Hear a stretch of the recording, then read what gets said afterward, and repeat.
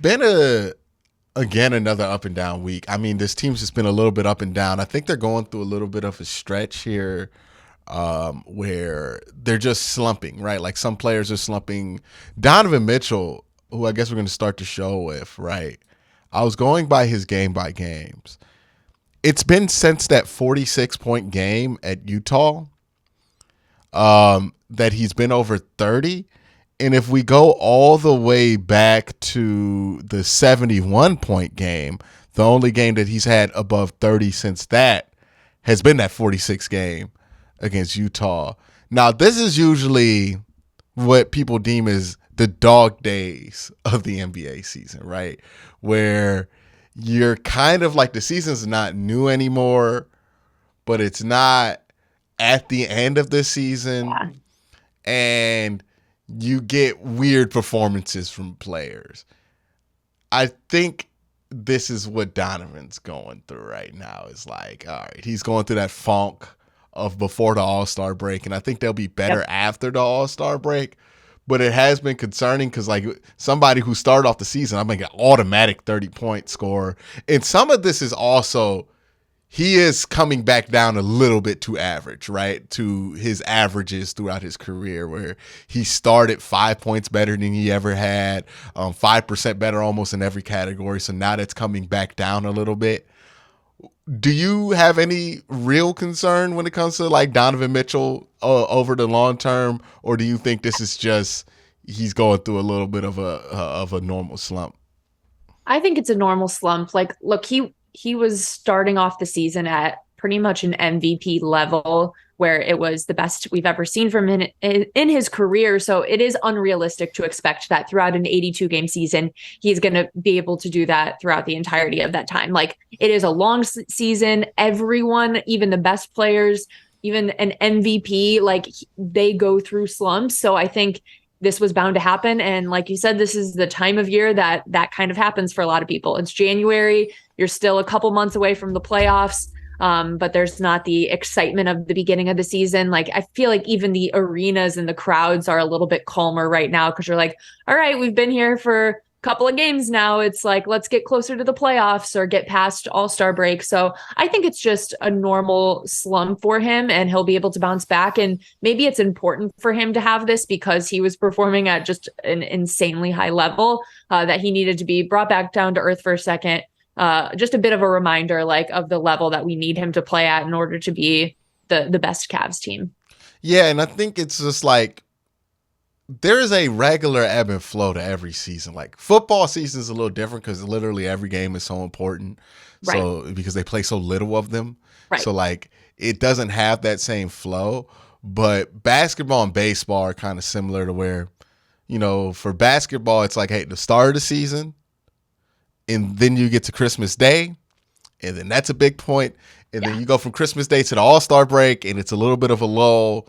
And then you get from the All-Star break, and then you get, and if your team's winning, that All-Star break push is pretty important. That your team's not, it kind of stinks, right? Like there's these ebbs and flows to the NBA season that I have had to get myself used to, right? Because you know, with LeBron, it was like you just check in and be like, oh, yeah, you know, you're pretty confident that you're getting 50, 40 wins. And even if you didn't, you weren't worried about whatever was going to happen in the first. Like, it's funny, now that we think of it, we weren't really stressing that much about home court in the East with LeBron James. Didn't care. It was like, we know we're going to play Toronto at some point. We're going to sweep them unless they were partying too much, like Richard Jefferson said. But it was like kind of a given every year. There was not a lot of concern around the regular season. The other thing I wanted to say that's interesting about January, though, is we ended up in the month of January 500. We were 8-8 throughout the course of the month. So as bad as it was, like, it's not like we went on, you know, a 6-game losing streak or something. It was pretty much every other game we were winning, then losing,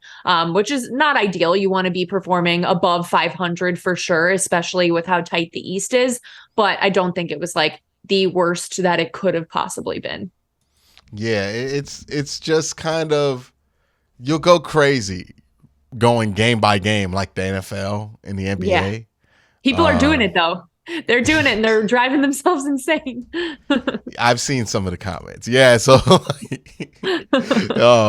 where you'll go crazy doing that, and there's a reason why. It's kind of like, people complain like, oh, the regular season doesn't mean anything like the NFL. If the NBA regular season meant as much on a game-by-game basis in the NFL, we would be exhausted by April. Yes. Like, that would be, it's not meant to be like that. You're supposed to be able to miss a couple games in the NBA as a fan and still like have the general gist of what's going on here. Luckily for the Cavs, like, even though they're going up on this, their last 10, they're 4-6. The Nets have also been 4-6 in this same stretch here, right?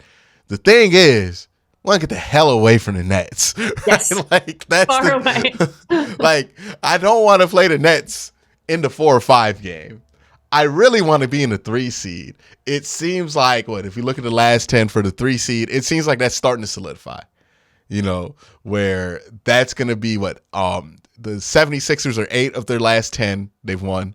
And the Celtics and Bucks have both won 7 of their last 10.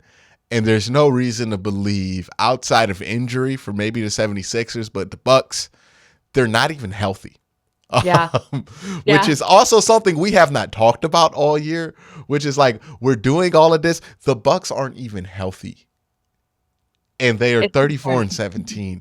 And like, we're talking about the Celtics and everything. I don't know if they get past a healthy Bucks team. I don't know if anybody gets past a healthy Bucks team. They've kind of floated under the radar despite having the best player in the NBA still, which is Giannis, which again, it has been shocking, like how little people have talked about any of what's going on in Milwaukee. But then you look at the Cavs and you're like, okay, you have a decent amount of distance. Like, you lost to the Heat last night and you're still a game and a half above them. So you have a decent amount of distance between you and the Heat. You're closer to the 3 seed than you are the 6 seed. So you're not in a bad position.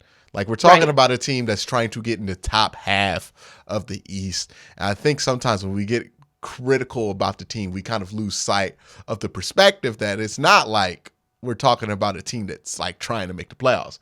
They're going to make the playoffs if everybody stays healthy. They're just talking about proximity in the playoffs.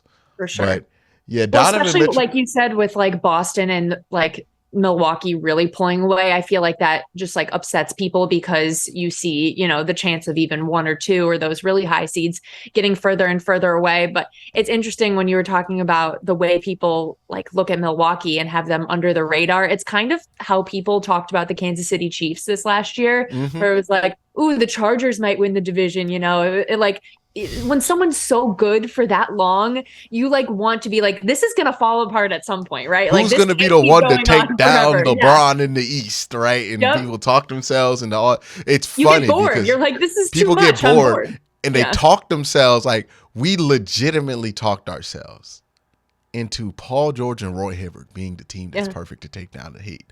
You know what I mean? In that era, we talked ourselves into those Toronto, they talked themselves into those Toronto teams. People talked themselves into all kind of crazy stuff to justify LeBron not being good or whatever it was. And you're right. I remember I had this argument on AFC North Talk with somebody where it's like, we were talking about Joe Burrow so much, and I'm like, he's not even the best quarterback in this game. And they're like, well, Pat's hurt. He's Pat Mahomes. Doesn't matter. It doesn't matter. Like, nobody was surprised he threw for 326, but we acted like it was impossible all week. And that's kind of the stuff that's happening with the Bucks, where it's like, oh, would we be surprised if the Bucks won the NBA championship? But we're talking about everybody else, though.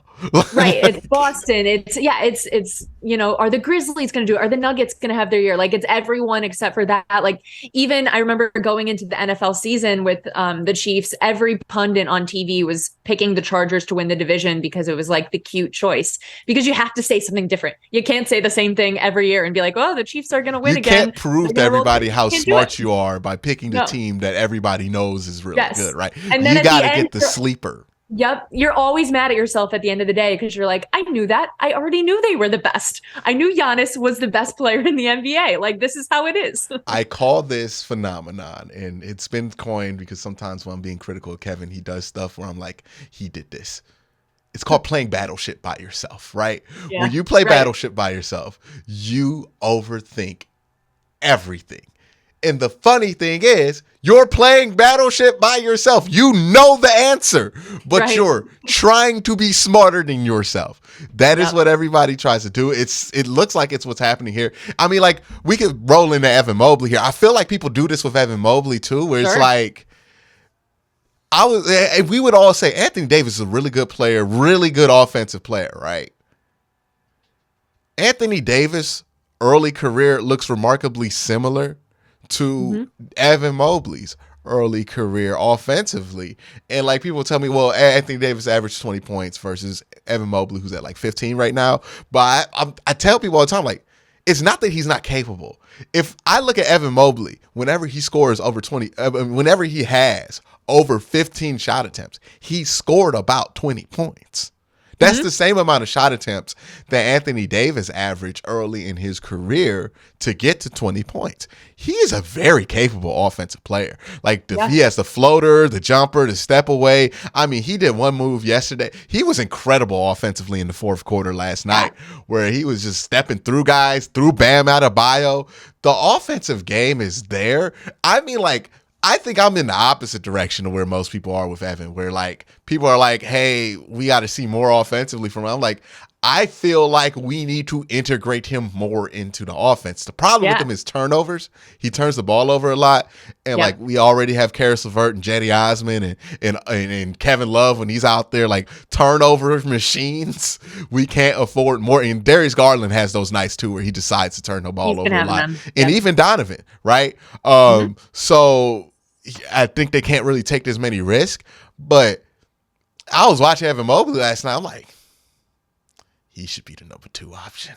So like, there are nights where you watch Evan Mobley and you're like, he should get the ball a little bit more often. He's really especially good. as he's continued to get more and more confident. Like we talked about this last week, the like strength he goes up with now. He just he's not afraid as he was before. I feel like before he was like, I don't know if I should be taking this shot or if this is what my role is on this team. I felt like he was trying to figure that out himself. And now he kind of has that confidence. And then even on obviously the defensive side of the ball, like last night when they had him on Jimmy Butler, like he was incredible. Like I think he should be, you know, even like maybe second team all defense this year in the league. Like he has had a great year defensively. The one other thing I guess he could work on in his game would be making those free throws in the fourth quarter, because that really hurts us every time. And it's not just him. That's a little bit of everyone. We've had repeated issues with missing free throws in late game situations, but it does definitely come back to bite us in close games like that.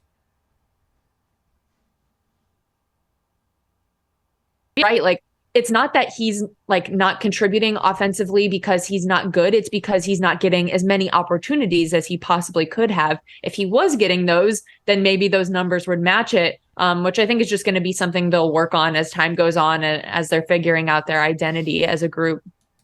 Well, it's interesting too, because like, I don't think Jared Allen is at a point to where he's not helping Evan Mobley, right? Like he's still very much helping him. So it makes a ton of sense to keep him on this team.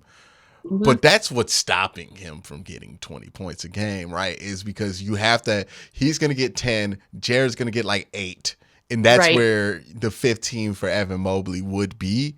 But Evan's not at that point yet. Even though he's really good defensively, he's not at that point to where you could just get rid of Jared Allen to open him up more offensively.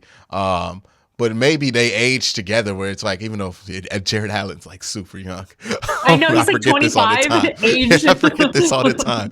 But maybe like he looks older though. When you look at him, you would think maybe because he's so like mature and like thoughtful and well-read. Yeah, he seems like he could be. Yo, when he gets mic'd up, he don't be screaming. Like, he just is an old soul. You know what I mean? Like, he's an old soul. But that's one of those things where it's like, I think we would see more out of Evan offensively if he was on the word. Like, ironically enough, he would have more. Like, I think he would be an all-star this year. I think he would have won Rookie of the Year last year if he were on a worse team. Legitimately. If he were on a worse team, I think he would have gotten those 2 awards. But since he wasn't on a bad team, even though part of the reason the Cavs are really good is because Evan Mobley is on the team, we forget that they weren't good before him, right? Like, we forget this about him. They were only good once they got him, and that's what allowed you to trade for Donovan Mitchell and extend Darius Garland was the improvement that they made once he was there. But I have been, like, because the hype gets so much for him and people say so much about him that you're like, it can't be that. Like, we couldn't have got that lucky. The more I watch him, like, nah, we got that lucky. He's going to be that good. Yeah. Like, he's clearly going to be that good. I think it's obvious to me. The offensive stuff being there, you don't really worry about him defensively. It seems like it seems like the reason he has turnover problems is because his hands are too quick. And he has the quickest hands I've ever seen on a big. There was that one play, I think it was Jimmy Butler went to the rack on him, and I was like, okay, that's 2 points. Like, he's out of position, and he just took it. Like, it was like quick. I remember that one. I was like, how did he manifest that where he just took it? And it was clean, and then he got back. Not only did he take it, he saved the ball, gathered, and then just passed it like it was nothing. I'm like, this is a different dude, man. Right. Like, while also putting up 18 and 10. Which is a great stat line. People act like that is nothing. I still feel like that is very impressive for him to be putting that up on a consistent basis. 18 and 10. And he played defense the way he did.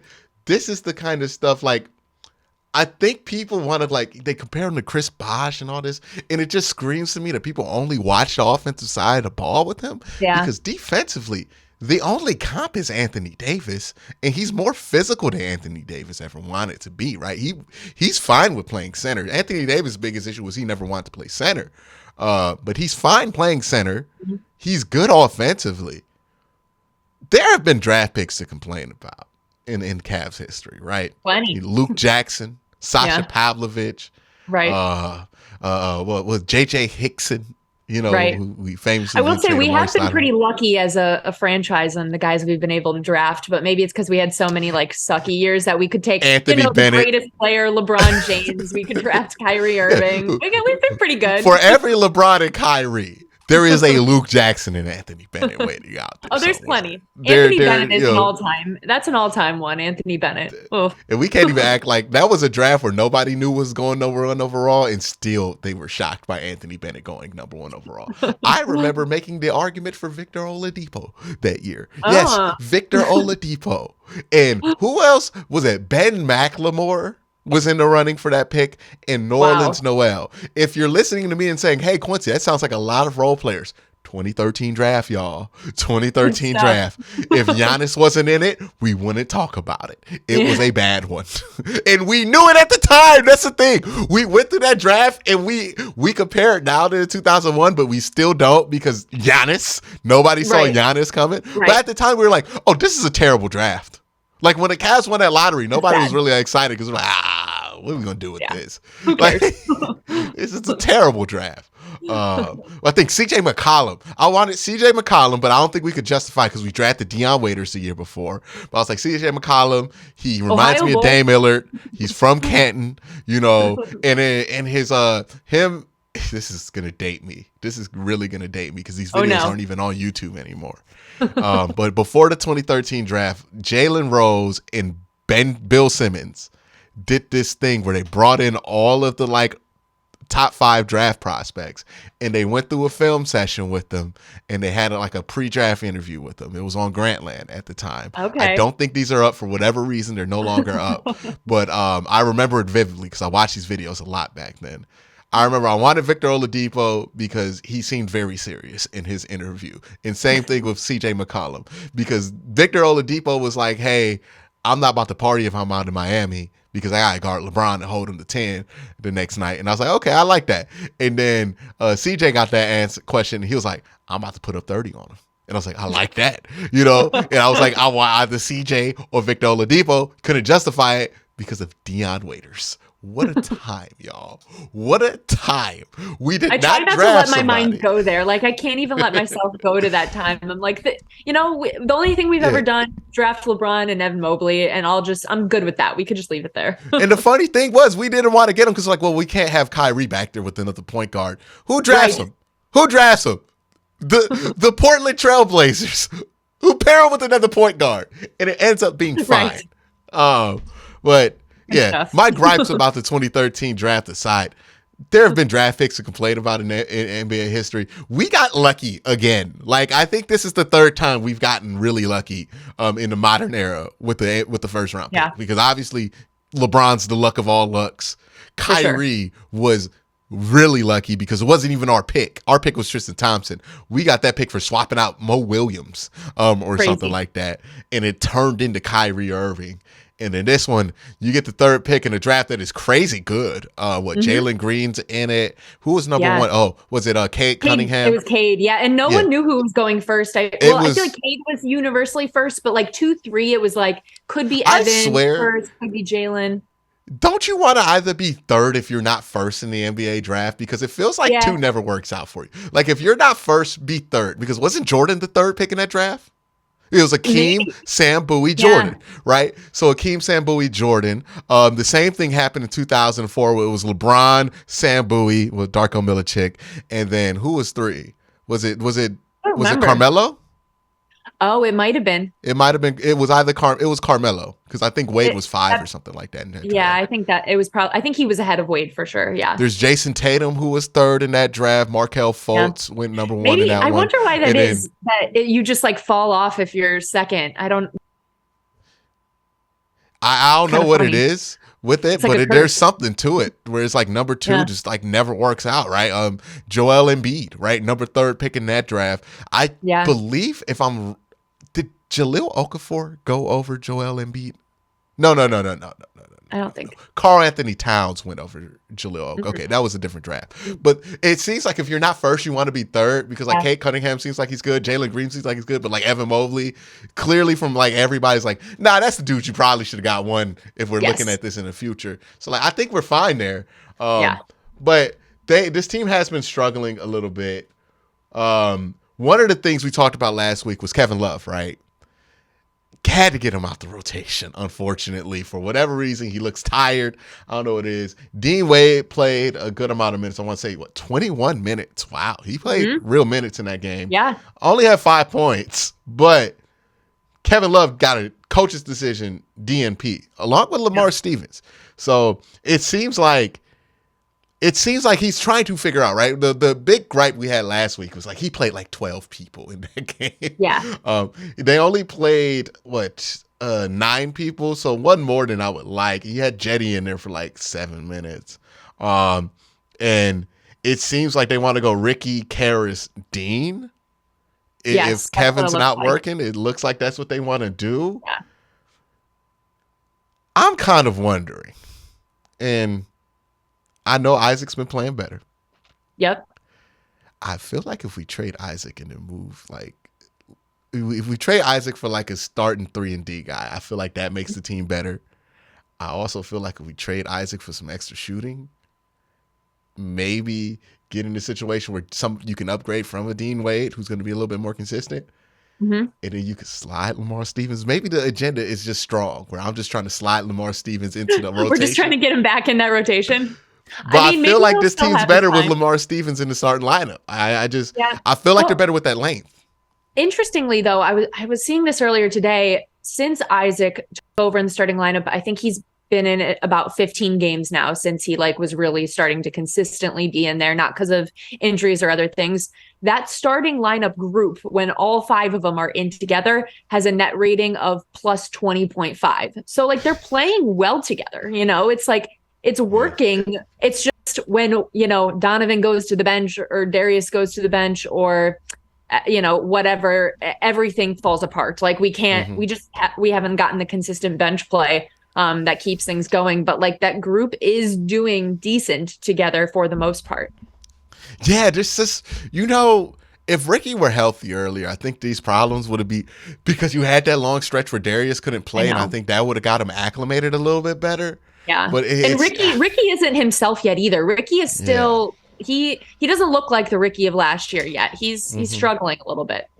Yeah, I think we underestimated the difference of him not being in because he did like miss a calendar year with that knee injury. Long time. Might not be this year where he's back to being him. Yeah. And if that's not the case, then this bench is leaning on Caris LeVert, who, look, man, some days he gives you it, and he gives you a good. But like, and there's some days where he got 14 points. His plus minus was -19. Like, there's something wrong when he's on the court. It's not working. Yeah, and he's the worst 3-point defender of all time. Yeah. He is just such a bad 3-point defender. And the turnovers are bad for him. Like, there's just so many parts of his game that just like are not meshing with this team right now. Yeah, it's just, I don't know what it is, but I feel like they would be better if he doesn't play. Like, I don't know why I feel this way, because again, you look at it on paper, and the only thing that tells you he's not that good is his plus minus numbers. And boy, I feel like sometimes it shows up, sometimes it doesn't, right? Because sometimes a guy can have a negative plus minus. Like Jared Allen had a plus minus of -17 with 14 points. I didn't really feel that when he was out there. But when Caris is out there, it's not the big mistakes. It's the small ones. It's the bad foul in a possession. It's the defensive lapses where he rotates too aggressively in a set and it leaves somebody in a bad position, and now somebody gets an open 3 look. It's the turnovers. It's all of these little tiny things with him that add up into this pie that is not useful. And it's hard to tell that when he's not on your team, because we were all excited for Caris when he got traded here. Yeah. But I don't see this working. And it's at a point where it's like, we just don't have the depth to justify giving him DNPs, right? Like early in the year. Because we're already doing it with Kevin Love. Yeah, we're already struggling to like find other bench play. And with Kevin Love, like, I don't know if this is going to be a consistent move they make going forward, if it's just going to be dependent on the opponent in the matchup, on if they decide to play him or not, because I know he was dealing with, I think it was like back soreness or something for a couple games. So that's why he wasn't playing. But last night he was like fully able to play and was, ready to go, but obviously it didn't happen. So I'm interested to see like if this is going to be a pattern going forward, or if it was just like a quick stretch where they're trying to stop him for a bit. I would rest Kevin Love until the All-Star break. Yeah, and I think really so too. Just give him that time to like rejuvenate and see if we can get the old Kevin Love back. Because on paper too, like he never fully healed, I feel like, because his shooting was still just, it wasn't there. His shot was off from his hand. And I feel like, because on paper, you look at this team and you're like, hey, if your bench rotation is Ricky Rubio, Kevin Love, and Caris LeVert, you're fine. Mm-hmm. Right, because you're only going to use a 3-man bench in the playoffs anyways. So you're fine there. But the problem is Ricky hasn't been Ricky. Yeah. Kevin Love hasn't been Kevin. And Caris has been more Caris than what you wanted him to be, right? We were kind of assuming that he would be evolving more into I always blank on his name, but he was like 6th man of the year. Like I'm not Jamal Crawford, but he was in the league recently. Lou Williams. We would think he would be closer to like Lou Williams right now, where he can come in, instant energy, instant offense. Yeah. And it's just not like that with him right now, where like, either like it's not instant. It's either he gives you it or he doesn't. It's inconsistent. Like, so I'm worried about that. Obviously this team needs to trade to make a wing, to get a wing. Have you thought of have you looked at some of these wing trades that people have floated out there? I've looked at some. The one I brought up a couple weeks ago came up recently with Josh Richardson potentially being a trade option for the Spurs, and I was like, ooh, I still said that, so maybe we could do it. But I don't know. There's so much floating out there, and it's hard because I don't think there's like a perfect fit. This isn't something where we're going to be like, oh, this player is going to do everything that we need them to come in and do. Like, I feel like they're going to come in and there will be some disappointment surrounding whoever that would be, just because we don't have the resources to give up to like get a guy that can fulfill all of that. But I do think, like we talked about this last time, to trade away Caris, like there is still value in that trade, because I think a lot of teams can talk themselves into him being able to offer them more. I just don't know what like every time people propose these trades, I'm like, I don't know if we can get this level of player if we're willing to give up the assets to get them. Yeah, there was one trade that I saw proposed, and it was, I think, Caris LeVert. It was a 3-team trade between Caris LeVert, and we would give up Dylan Windler, Caris LeVert. We would give up Caris LeVert to the Heat. The Heat would give us, I think, what's his name? He's an overpaid shooter. What's his name? Duncan Robinson. Duncan Robinson, and the Pistons would give us Saddiq Bey, and the Heat would give up a first-round pick to the Pistons. Interesting. So the Pistons would get a first-round pick and Dylan Windler. The Cavs would get Saddiq Bey and Duncan Robinson, and the Heat would get Caris LeVert in a 3-team trade. Is what one of the ones I saw proposed, and I thought that was interesting too because I'm like, I wouldn't mind Saddiq Bey, and I wouldn't mind Duncan Robinson at this point because we just need somebody to shoot. Like we need shooting bad. And like I'm at that the point feels too. Pretty balanced too for the most part. I think the hard thing with trades always, I have this conversation with like NFL all the time because people will like hate a player and want to get rid of them and trade them, but then they want like a star player in return. I'm like, you think the other team is going to also think that your guy is amazing and be willing to give that up?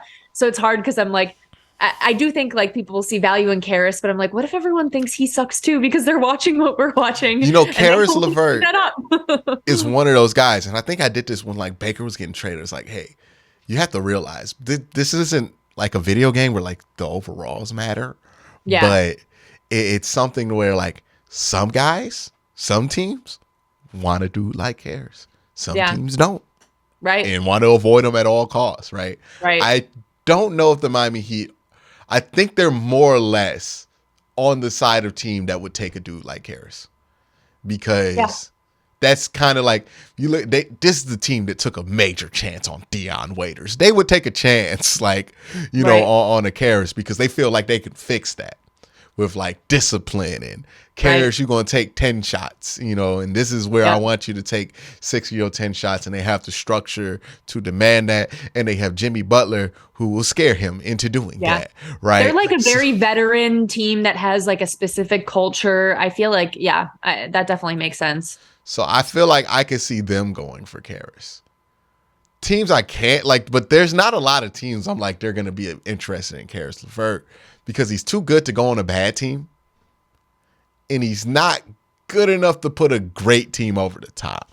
Right. Yeah. So he's in that uncanny valley. I could see him like in the Miami's like, hey, we need somebody to bench since we moved Tyler Hero to the starting lineup. And we really need to get off this Duncan Robinson contract. So let's give him to somebody who feels like they can use him. And the Cavs will take in that Duncan Robinson contract because they know that they're going to get rid of this Kevin Love contract probably after this year. And they'll just insert Duncan Robinson into the Kevin Love role. Which would make sense, right? Like that, you talk about long-term future fit. Saddiq Bey, I believe he's a younger player. He fits into the Cavs timeline as well. So I think that's something that could make sense for them. Josh Richardson makes sense there. The one that I don't think makes any sense is Tim Hardaway Jr. because like, why? Just put Caris in the starting lineup if that's what you want to do. I know. I don't agree with that one either. I feel like I've only seen that one more recently, and I was like, I'll pass on that. That's okay. But let's see. We talked about this stretch of games. Let's talk about the future for this Cavs team. And no, we're not going to talk about Evan Mobley again, guys. Don't worry. We're going to be talking about the Cavs schedule here because that is the one upside is that they have a pretty well, the NBA, as far as win percentage goes, they have one of the more easy schedules after the All-Star break, especially here. And it lightens up because we did have a tough schedule. So you can look at this one of two ways, right? Either the Cavs are 31-22, and that's about where you expect them to be, or you can say, hey, we're 31-22, and we got through the tough part. Now we can go on some runs here, right? Maybe some players get out of some slumps here. We're going to get the best of Kevin Love. You don't want to peak too early, right? You know, and maybe this is a good thing. We did last year. We picked way too early last year. You know, and maybe this is a good thing. We're like, we started hot, kind of fizzled out a little bit. I would love if this team got hot in March and in April and May and June. You know, that's when you want to get hot. Because we have some guys who are due. So we have some guys who are due up here. But the schedule after Memphis, which is on TNT, shout out to that. They play Indiana, Washington, Detroit. They go at New Orleans at 10 o'clock at night. I hate and then that. In Chicago, San Antonio. You have a tough game at Philly. You go play Denver, but you play Denver at home. You have Atlanta, Toronto. You see where it lightens up a bit. Then we got a Boston game March 1st. I think we have 2 Boston games left, and those are going to be fun because we've had some killer games against them this year. My prediction is one of two things. Here's my prediction. I think we're going to continue to go win-loss until that Boston game. And I think that Boston game is where everybody's going to be like, okay, we're back. Like we're reignite it. That's where everybody's going to be like re-energized. Do we go into OT with them again? That's the big question. Do we go into OT again with Boston? Got to. It's like tradition now. Hey, let's not forget, if we don't trade, when's the trade deadline? March something? It's February.